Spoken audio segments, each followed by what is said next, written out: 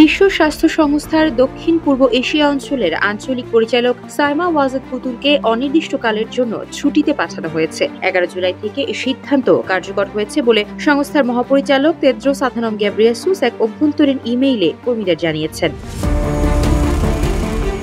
সাইমা ওয়াজেদ পুতুল বাংলাদেশের সাবেক প্রধানমন্ত্রী শেখ হাসিনার মেয়ে। তার বিরুদ্ধে দুর্নীতি দমন কমিশন জালিয়াতি, প্রতারণা ও ক্ষমতার অপব্যবহারের অভিযোগে গত মার্চে 2টি মামলা করে। এসব অভিযোগে 4 মাস পর তাকে দায়িত্ব থেকে সরানো হলো। গেব্রিয়েসুস জানান, সাইমা ওয়াজেদের অনুপস্থিতিতে ডব্লিউএইচওর সহকারী মহাপরিচালক ডাক্তার ক্যাটরিনা বোহমে ভারপ্রাপ্ত হিসেবে দায়িত্ব পালন করবেন। আগামী মঙ্গলবার তিনি নয়াদিল্লিতে সিআরও দপ্তরে যোগ দেবেন।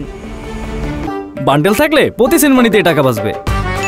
বিকাশ সেনমানি বান্ডেল কিনে জিতুন প্রতি লেনদেনে।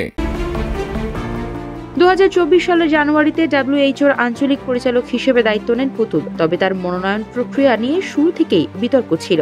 অভিযোগ রয়েছে তার মা তৎকালীন প্রধানমন্ত্রী শেখ হাসিনার প্রভাব খাটিয়ে তাকে পদে বসানো হয়। দুদকের মামলার অভিযোগপত্র অনুযায়ী পুতুল তার শিক্ষাগত যোগ্যতা নিয়ে ভুয়া তথ্য দিয়েছেন। বিশেষ করে বঙ্গবন্ধু শেখ মুজিব মেডিকেল বিশ্ববিদ্যালয়ের অনারারি পদে থাকার দাবি করেছেন, যা বিশ্ববিদ্যালয় কর্তৃপক্ষ অস্বীকার করেছে।